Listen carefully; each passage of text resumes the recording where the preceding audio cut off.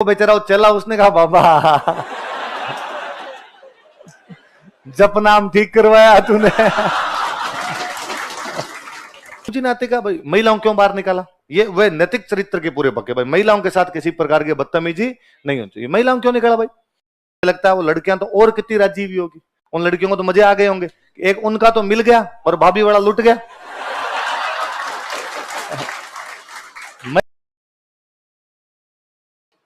डूंगजी जवाज, ये सिक्कर के अंदर गांव पड़ता है, बाठोट पाटोदा।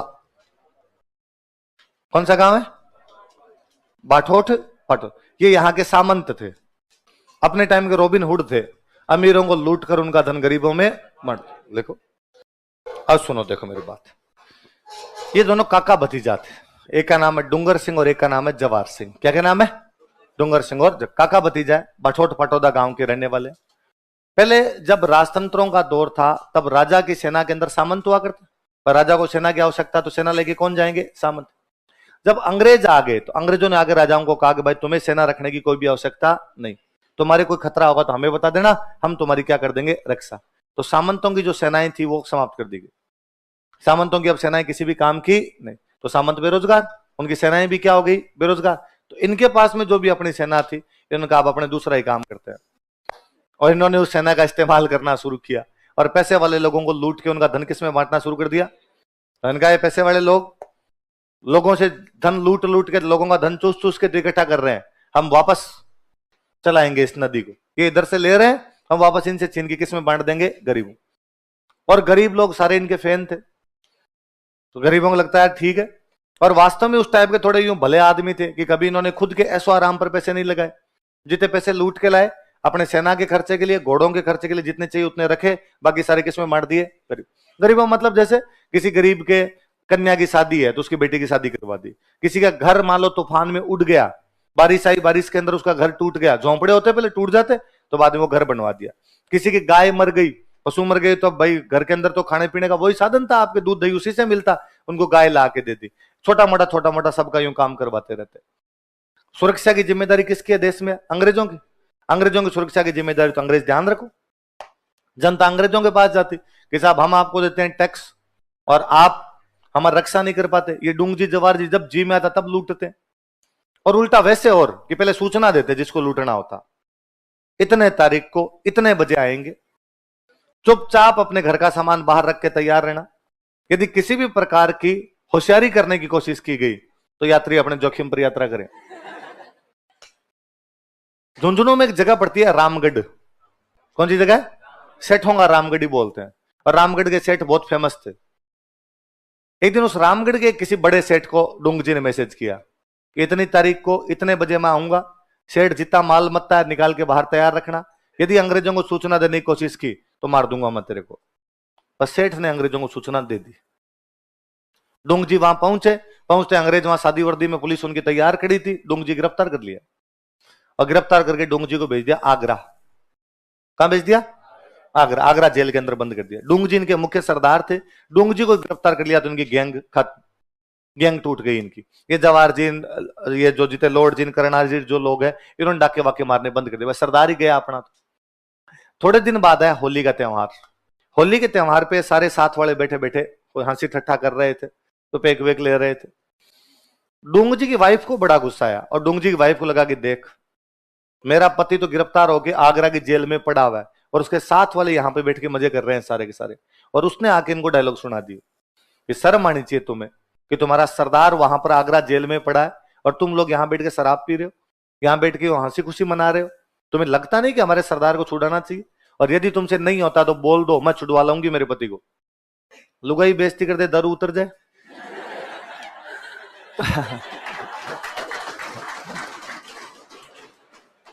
तो एक पीछे तो इतना ज्यादा बजा रहा है, टेबल तोड़ेगा।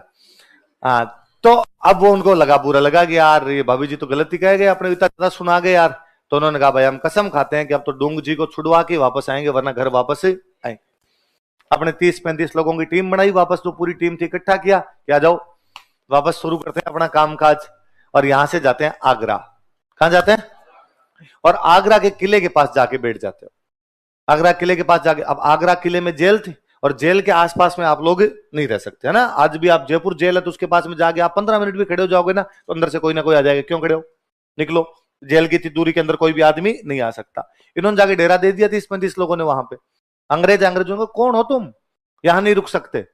तो लॉर्ड जी बने हुए साधु। लॉर्ड जी क्या बने हुए, लॉर्ड जी की थोड़ी हाइट लंबी थी, शरीर में डाकी टाइप के थे, दाढ़ी वाड़ी बड़ी हुई थी, तो एकदम साधु, वो भगवा वस्त्र धारण करके साधु का वेश धारण कर रखा। और लॉर्ड जी ने रिनोन जाके बात की और कहा कि साहब हम तो बारात लेके जा रहे थे। क्या लेके जा रहे थे, तो दूल्हा मर गया।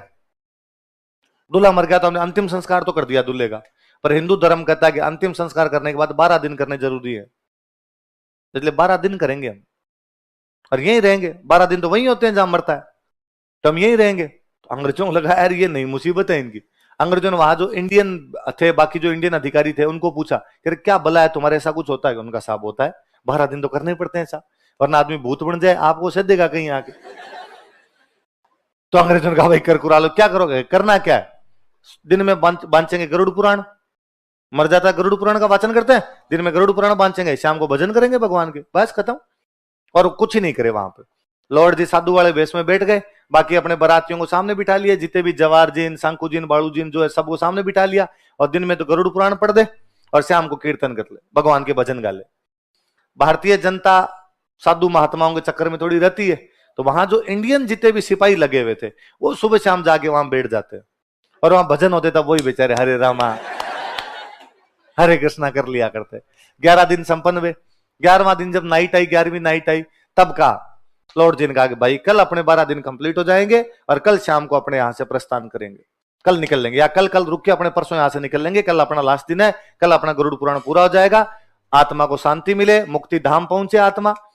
वहां जो इंडियन सिपाही बैठे थे उनमें से एक बेचारा कोई थानेदार टाइप का आदमी था, वो जाके लॉर्ड जी के पैर पड़ा कि महाराज 12 दिन तक आपने हमें इतनी भली भली बातें बताई, इतनी अच्छी अच्छी बातें बताई, और मेरे पर बहुत अच्छा प्रभाव पड़ा इसका।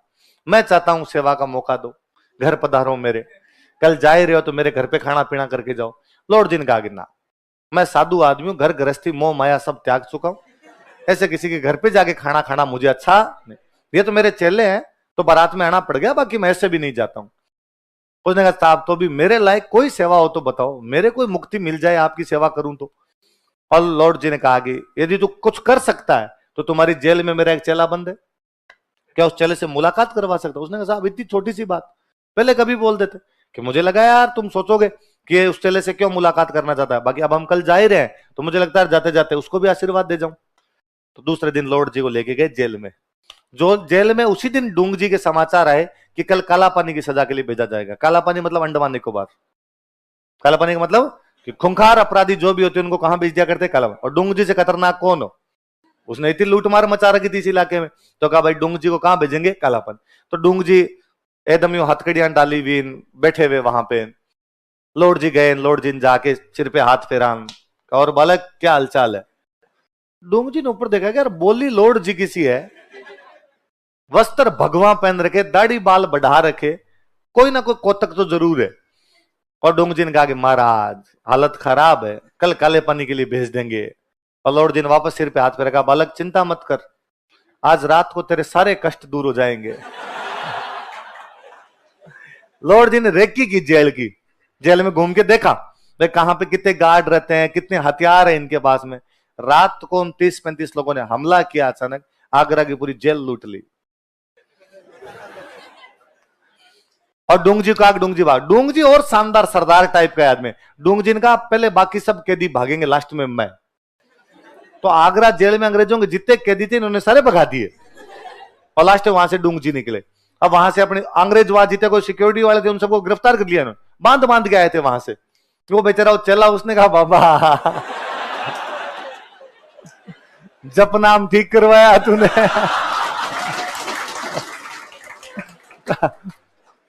वहां से बाहर आए, बाहर आते डूंग जी ने कहा कि यार मेरे सीने में 2 ज्वाला धधक रही है ऐसे। साहब क्या क्या बात हुई? का एक तो अंग्रेज जिन्होंने मुझे गिरफ्तार किया, एक वो रामगढ़ का सेठ जिसने मुझे गिरफ्तार। सरदार यदि चाहता दोनों को लूट लिया जाए, तो आते टाइम नसीराबाद छावनी लूटी। तो मैं भूल गया वो रेजिमेंट जो थी ना अंग्रेजों की, जिस रेजिमेंट को लूट के लाए थे, तो उस रेजिमेंट का झंडा डोंगजी अपने घोड़े की पूंछ के बांध के रखता था बाद में। रेजिमेंट लूटी थी पूरी अंग्रेजों की इन्होंने, और उस रेजिमेंट ने बाद में अपना झंडा काला कर लिया था। जैसा मुंह काला करके चले गए, डोंगजी ने पूरी रेजिमेंट लूट लाई थी, उनके जितने हथियार थे वो लूट लाए ये लोग वहां से। बाद में उस रामगढ़ वाले सेठ के पास गए और रामगढ़ वाले सेठ का कि बकरे की माँ कब तक खैर मनाएगी, बुला आज बुला, किस किस को बुलाना। सेठ को पहले समाचार किया था कि सेठ इतने बजे इतनी तारीख को आएंगे, सामान तैयार रखना, और इस बार तेरे को जिसको बुलाना हो बुला लेना। सेठ समझ गया कि धमकी बड़ी है, यदि कुछ कोशिश की इनका क्या भरोसा, अब नहीं है कल आगे मार जाए। तो सेठ ने बेचारे ने किसी को समाचार ही नहीं किया, उल्टा सेठ ने दिमाग लगाया।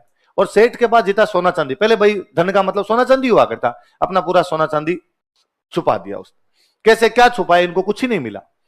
डोंगजी गए, डोंगजी ने जाके अपने सिपाही सेठ को कहा, सेठ ला के। सेठ ने कहा मैं तो खुद ही कर्जे में हूं और मेरे पास तो कुछ ही नहीं है। कैसे नहीं, हमें पता है तेरे पास सोना चांदी है, देख लो साहब घर पड़ा, चेक कर लो। अंदर भेजे भाई इन बाकियों को, डोंगजी बाहर बैठ के बाकियों को भेजा, जाओ चेक करो। पूरा घर छान मारा, कोई तिजोरी में नहीं, कोई संदूक में नहीं, किसी अलमारी में नहीं, गया कहां सोना। तभी किसी का ध्यान गया कि यार घर में महिलाएं किधर गई, एक भी महिला नहीं है घर के अंदर, तो महिलाएं कहां है तुम्हारे घर की। तो उसने कहा जब इतने पुरुष घर में घुसेंगे तो महिलाएं तो एक कमरे में बैठेगी जाके, महिलाएं पुरुषों के सामने क्या करेगी। उसने कहा नहीं बात ला, उन महिलाओं को बाहर लेके आए, महिलाओं को बाहर लाए, तब देखा एक नथ इधर एक नथ इधर, 10-10 पाजेबें पहन रखी है, सोने के कड़े कड़े से भरे हुए हाथ, सब महिलाएं सोने में लथपथ हो रही। उनका उतारो, सारी उतारो, ये कुछ भी नहीं रहते, सब ये बीचे बीचे तुम्हारे रख लो, बाकी सारे उतारो यहाँ पे। और पूरा सोना उतरवाया एकदम उनका, और सोना उतरवा के डोंगजी को कहा कि लो डोंगजी आ जाओ भाई चेक कर लो। डोंगजी अंदर आए, डोंगजी ने देखा कि इधर लाइन में 10 एक महिलाएं खड़ी, इधर इनकी कंपनी खड़ी पूरी एकदम, सेठ बीच में खड़ा और बीच में सोना पड़ा। तो डोंगजी ने आते कहा भाई महिलाओं क्यों बाहर निकाला, ये वे नैतिक चरित्र के पूरे पक्के, भाई महिलाओं के साथ किसी प्रकार की बदतमीजी नहीं होती, ये महिलाओं क्यों निकाला भाई। तो उन्होंने कहा साहब सेठ चालू पड़ा और सेठ ने पूरा सोना इन महिलाओं को पहना दिया, हमें कुछ मिला ही नहीं, तो हमने इन महिलाओं का सोना उतरवाया है। डोंगजी ने कहा अच्छा फिर तो इसकी गलती, फिर तो किया जाना चाहिए ऐसा। डोंगजी ने वापस महिलाओं की तरफ नजर मारी, तो महिलाओं में से 7 महिलाएं तो घूंघट निकाल के खड़ी, 3 बिना घूंघट के खड़ी। तो डोंगजी समझ गए कि इन 3 का पीहर है, 3 का यहां पे क्या है, 7 तो बिननी है, 7 तो सेठ के बेटों की या उनके पोतों की, किसी की इनके परिवार की पुत्र वधुएं रही होगी, और जो 3 है ये इस घर की बेटियां है जो अपने कहा योगी पीहर। तो डोंगजी ने वापस पूछा कि तुम 3 इसी घर की हो। तो उन्होंने कहा हाँ भाई हम तो पीहर आए हुए इसी घर के, तुम्हारा सोना वापस उठा लो। डोंगजी बहन बेटियों को नहीं लूटता। नैतिक चरित्र देख रहे हो आप, मॉरल कैरेक्टर है बंदे का। नहीं ये सेठ का जो सोना है, जिसकी बिननियों का जो सोना वो लेंगे, बहन बेटियों का सोना नहीं लिया जाएगा। भाई कल को तुम जाओगे, तुम्हारे ससुराल वाले पूरी जिंदगी ताने मारेंगे कि पीहर गई थी वहां पे अपना पूरा धन लुटवा के आ गई, सोना लुटवा के गई, तुम ले लो। तो मुझे लगता है वो लड़कियां तो और कितनी राजी हुई होगी, उन लड़कियों को तो मजे आ गए होंगे, एक उनका तो मिल गया और भाभी वाला लुट गया। महिलाओं के राजी होने के कई कारण है भाई। हाँ इतने दिन भाभियां दिखाती हो कि मेरे पास फलाना हार है, उसने कहा अब देख भाई आया था हमारा, उन्होंने कहा हमारा भाई कैसा हो, डोंगजी जैसा हो। ऐसे यार गरीबों की सहायता करे तो गरीबों ने बाद में धोखना शुरू कर दिया। तो ये 2 देवता कौन से बन गए अपने, डोंगजी और। अब जब ये वापस नसीराबाद छावनी लूटी और रामगढ़ वाले सेठ को लूटा, तो अब अंग्रेजों ने कहा गिरफ्तार करो, गिरफ्तार करके फांसी लगा दो। दोनों क्या लगा दी जाए, फांसी। जनता ने अपने आसपास के राजाओं पे दबाव डाला। उस समय 2 बड़ी रियासतें पड़ती है अपने, जोधपुर बीकानेर उस साइड के अंदर। जोधपुर का राजा कौन है, तख्त सिंह, बीकानेर का राजा कौन है, रतन सिंह।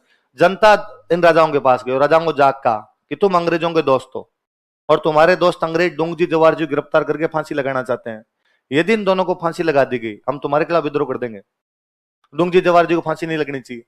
फिर इन राजाओं ने इन दोनों को गिरफ्तार किया। डोंगजी गिरफ्तार किसने किया, तख्त सिंह, और जवाहर सिंह को गिरफ्तार किसने कर लिया, रतन। और इनको गिरफ्तार करके एक को तो मेहरानगढ़ किले में रख लिया और एक को जूनागढ़ में रख लिया। जोधपुर में किला कौन सा, मेहरानगढ़। बीकानेर में किला कौन सा, जूनागढ़। वहां पे रख लिया। अंग्रेजों ने कहा इनको सौंपो, इन्होंने कहा नहीं हम तुम्हें नहीं सौंपेंगे, क्योंकि यदि तुम्हें सौंप दिया तो तुम इनको फांसी लगाओगे और इनको फांसी लगाओगे तो जनता हमारे खिलाफ हो जाएगी। और तुम्हारे दिक्कत क्या, इनको फांसी क्यों लगाना चाहते हो, क्योंकि जनता को लूटते हैं, अमीरों को लूटते हैं, तो हम इनको बाहर ही नहीं निकलने देंगे, ये रख लेंगे इनको, तो जनता की लूट बंद हो जाएगी, तो तुम्हारे भी ठीक, और इनको फांसी नहीं लगेगी तो जनता के भी ठीक। तो बाद में इनका पूरा अंतिम समय इन किलों के अंदर ही बीता था। डोंगजी जवाहर जी का निधन बाद में इन किलों के अंदर ही होता है। हमारी जनता ने इनके गीत गाने शुरू कर दिए, इनको धोखना शुरू कर दिया, तो हमारे लोक देवता बन गए। तो मुझे याद है 2011 के आसपास आरपीसी का सवाल ही था, हमारे ऐसे कौन से दो लोक देवता है जो डाकू थे तथा अमीरों को लूटकर गरीबों में उनका धन बांट दिया करते थे, है ना। अभी 2 साल पहले वापस कोई क्वेश्चन था, हमारे कौन से दो लोक देवता है जिनको कर्म से जोधपुर तथा बीकानेर के किलों के अंदर बंद करके रखा गया था, डोंगजी और जवाहर।